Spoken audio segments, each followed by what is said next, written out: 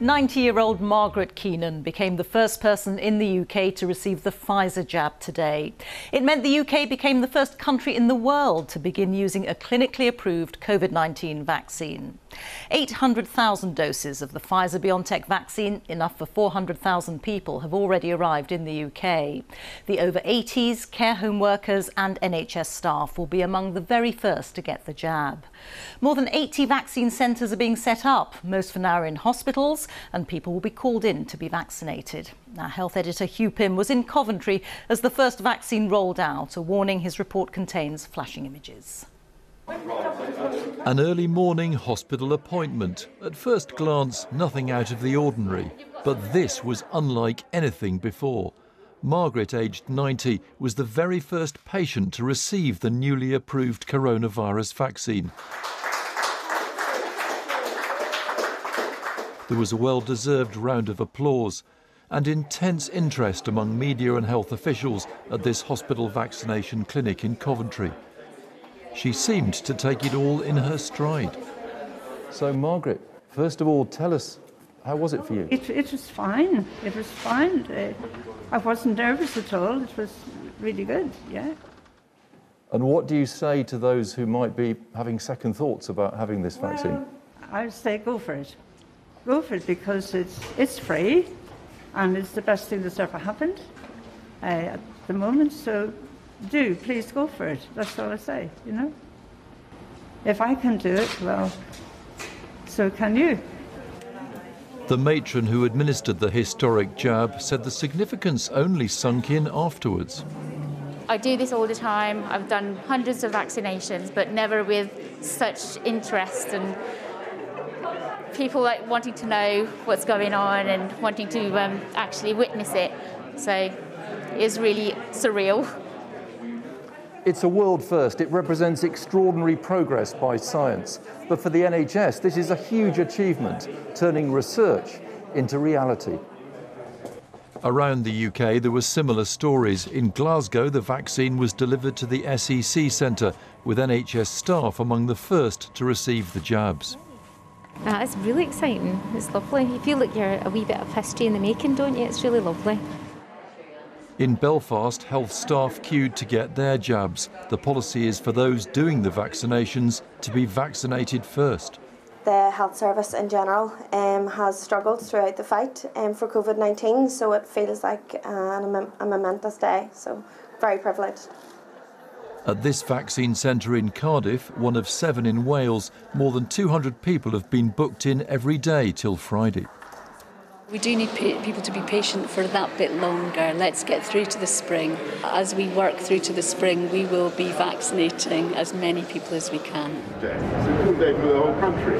The Prime Minister, on a visit to a London vaccination centre, wanted to rein in people's expectations.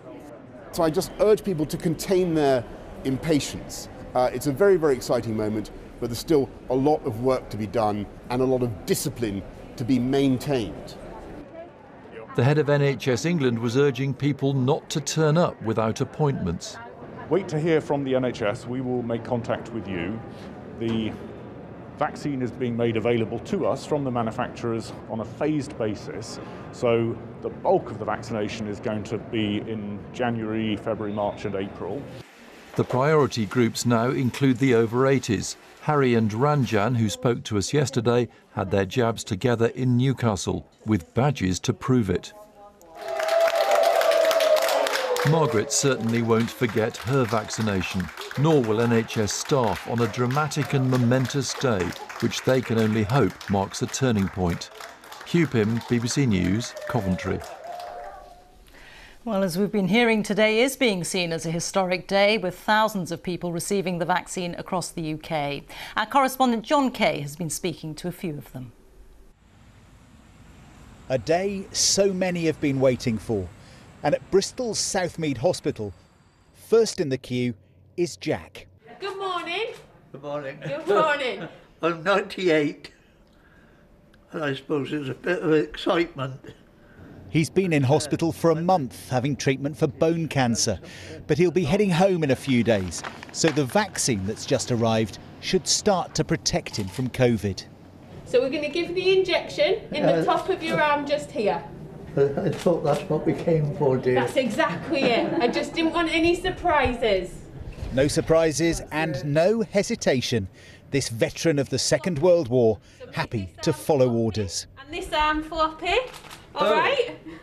Oh, bossy boots. That's why I'm in Navy, sir.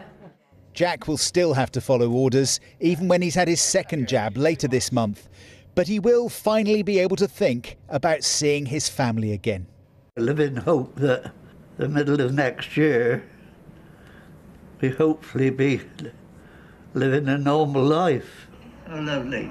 I haven't seen him in so long, bless him. Jack's granddaughter Steph hasn't been able to visit because of his cancer and because of the COVID risk. So she was delighted to see our pictures. She hopes the vaccine will mean he can soon be with the great-grandchildren he loves so much. And he's such a social character. He loves seeing people, so just to be able to go and see him that bit more and not have the worry will be great. A hope echoed across the country today. In Milton Keynes, husband and wife, Arthur and Barbara. She went first. I'd rather have the vaccine than have the COVID-19. I mean, if you're given a choice, there's no contest. And in the Bards County of Warwickshire, to jab or not to jab? This really is 81-year-old William Shakespeare. Could make a difference to our lives from now on, couldn't it? The start of changing our lives and our lifestyle. You've made history today. Back in Bristol, no sign of any side effects for Jack. Thank you all. Thank you. Grateful and finally able to plan a future. Jon Kay, BBC News. Well, today, regulators in the US confirmed the Pfizer Biontech vaccine is 95% effective, paving the way for it to be approved for emergency use there. There are more than 40 other vaccines currently undergoing human clinical trials around the world. Our science editor David Shukman looks now at the huge challenge of how to roll out vaccines globally so that all countries can benefit. The vaccine deployed today marks a turning point for the UK. But when will it start to reach the rest of the world, along with all the others that are being developed? A huge global operation is getting underway. Doses of the Pfizer Biontech vaccine, which requires extreme cold, are ready to be dispatched as soon as other countries follow the UK in giving approval. But at the moment, supply can't possibly meet demand. The manufacturing process is complicated.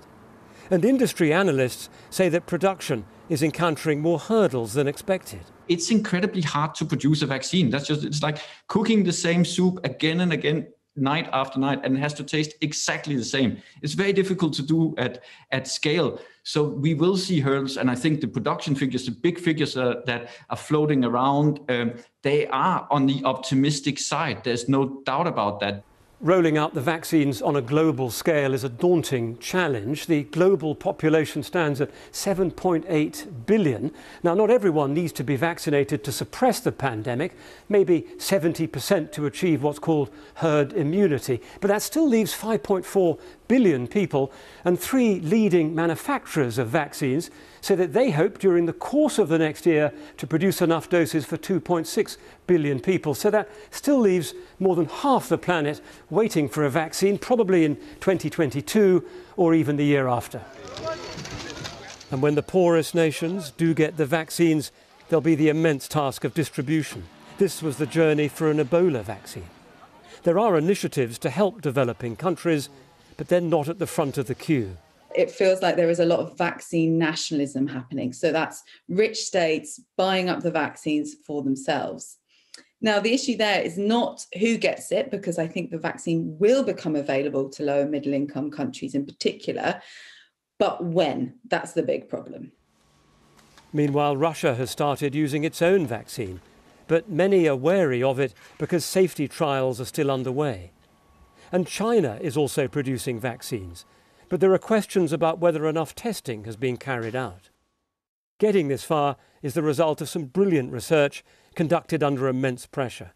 The job now is to get it out to the billions who are waiting. David Shukman, BBC News. And our medical editor Fergus Walsh is here with me. Fergus, there's no doubting what a big day this is. Yes, Rita, the superlatives are justified. This is an historic day and it marks the first steps in a long road towards a return to normality. Now, for most of the year, the world's hopes have been pinned on a coronavirus vaccine, but it was by no means certain that we'd get an effective one so quickly. It's an astonishing achievement. For example, despite decades of research and more than £10 billion in investment, we still don't have an HIV vaccine. Now, as well as the Pfizer jab, there are two more coronavirus vaccines that look safe and effective. There's the Moderna jab, and then there's the Oxford AstraZeneca vaccine. And Oxford today became the first developers to publish their full trial data in a scientific journal, which is important for transparency. And that confirms that it's 70% effective overall in protecting against COVID. And crucially, no one who got the vaccine got seriously ill with COVID or was hospitalised. Now, if, as hoped, the Oxford AstraZeneca vaccine is approved by the end of the month, that will allow a major ramping up of immunisation here. The UK has ordered enough doses for 50 million people in the UK. The Oxford vaccine doesn't need to be stored at -70, which will make it a really important global vaccine, and AstraZeneca has pledged to provide it not for profit. There are 52 COVID vaccines in human trials, and we're going to need many more of them, because until every country has the vaccine, this pandemic won't be over. OK, Fergus, thank you. Our medical editor Fergus Walsh there.